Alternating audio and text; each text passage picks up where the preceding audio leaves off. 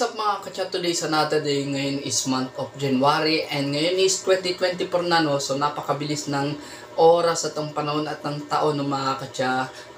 Yun, ngayon is 2024, another vlogs na naman tayo this year. And yun, pagpasensya niya kung medyo minsan-minsan lang ako makakapag-upload ng mga vlogs ko dahil sa for other reasons, dahil dito sa phone ko na ginagamit na pang-vlog ay full storage na nung binigay sa akin ito ng tita ko, at inatry ko siyang i-format kasi talaga na full storage pa rin siguro sa mga applications na naka-install dito. Wala din itong SD card, no? Pero maybe next week or next month makabili na rin ako ng SD card para kahit paano itong mga ginagawa kong mga videos ay masasave dun sa SD card, no?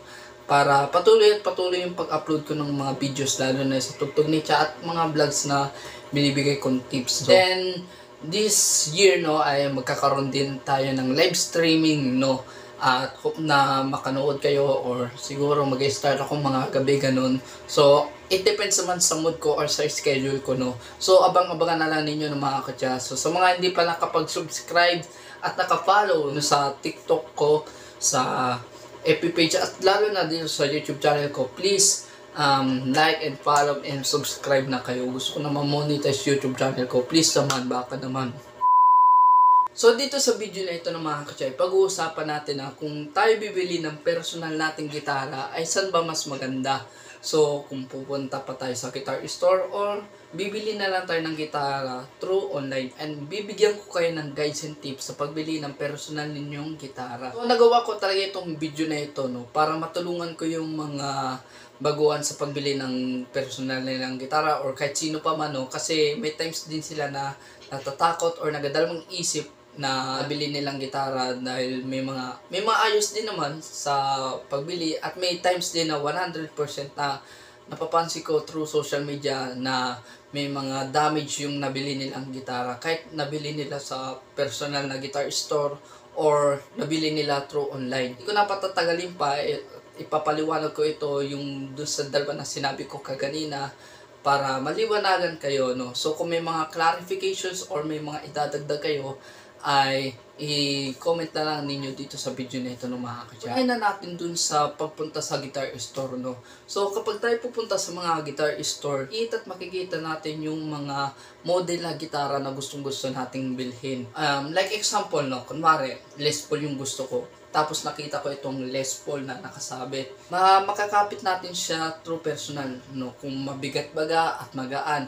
Then ma-check natin yung yung gitara kung may mga cracks mula dito sa neck, sa headstock, sa mga hardwares like sa tuning pegs, tune-o-matic, volume knobs, then electronics at sa pick-up, no. Lahat, no, kailangan talaga i-double check, no. Then kapag tayo na punta sa guitar store, no, ay masa-soundcheck natin siya literal para mapansin natin kung may damage ba yung tunog nito, lalo na sa pick-up. Matatry natin siya, no. At pwede natin siyang ipa-set up sa mga tao doon sa guitar store, no. Kahit basic setup, yung konting adjustment sa truss rod, then konting intonations sa bridge or sa tune-o-matic or kung ano pa man, no. Paano naman pag bibili tayo ng gitara na second hand? Kunwari nakita natin yung post na pagbenta ninyo yung gitara, then meet up sa kung saan man lugar, yun, goods yun, para matry mo at ma-double check mo yung gitara kung maayos or hindi. Punta naman tayo dun sa pag-order ng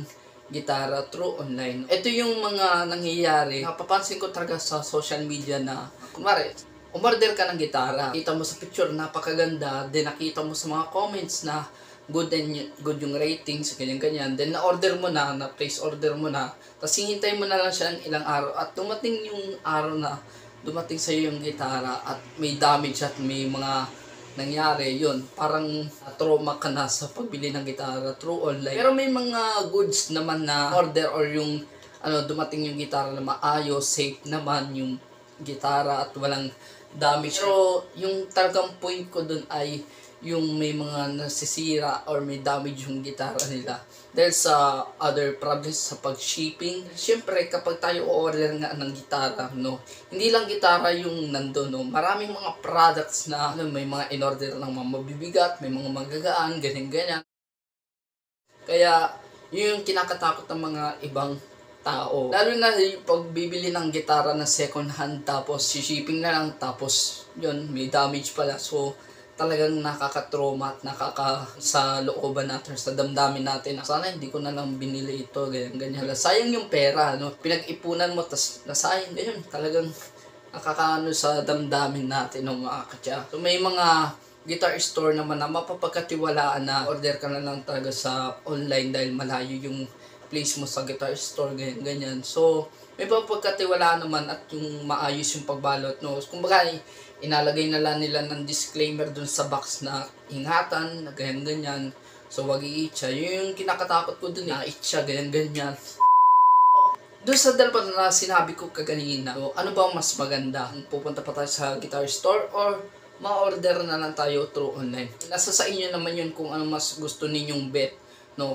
Kung marami ka namang pera, kung may pamasahe ka papunta sa Manila, yun, punta ka sa guitar store na para ma-check mo at sound check mo yung gitara mo, at least goods yun. Pero kung ikay malayo at wala kang pera at yun ay pambili na lang ng gitara mo, mag-order na lang ng gitara through online. May extra budget ka pa na natitira, no? Kunwari, like example, nasa 4,000 yung gitara na nabili mo, may pera ka pa natitira na at may nabenta sila yung seller na na hard case. So bili kayo, no? It's depends naman sa inyo, or gig bag na di maano yung gitara mo. Pero sa akin, maganda siguro sa personal, no? Yung pupunta ka pa sa guitar store. Syempre, sabi ko kaganina nga, masa-soundcheck mo siya at ma-check mo yung gitara kung may damage ba o wala, no? So, yun yung para sa akin. So, hindi ko naman na pinipilitan or papunta ko pa kayo sa Manila na para bilhin yung gitara ang gustong-gusto ninyo, no? It depends naman sa inyo, no? Malay based on my opinion lang naman yun, no? Yung mga sinabi ko dito mula sa umpisa hanggang sa kahuli-hulihan ng mga katsa. At sa pinakahuli-hulihan nito ng mga katsa, kung kayo bibili ng gitara sa personal man or online man ng mga katsa, dapat yung sa pinagbibilihan ninyo ay legit or totoo yung seller na nagbebenta ng gitara para hindi kayo ma-scam at para hindi kayo malugi or masayang yung pera ninyo ng mga katsa. So yun lamang. So yun lang naman mga katsa yung mga sinabi ko dito, no? At sabi ko nga kaganina, kung may mga clarifications kayo or may mga idadagdag kayo, ay comment lang kayo dito sa video na ito, no? At maunawahan ko rin yan. So yun lang naman mga katsa dito sa video na ito, at hope na maunawahan ninyo yung mga sinabi ko dito. So kung nagustuhan nyo itong video, please like and follow and share and subscribe kayo sa aking YouTube channel, King Chat TV. Hit the notification bell para updated kayo sa mga upcoming videos ko mga katsa. Okay, ciao, peace, ingat palagi, keep safe, and God bless sa inyong lahat.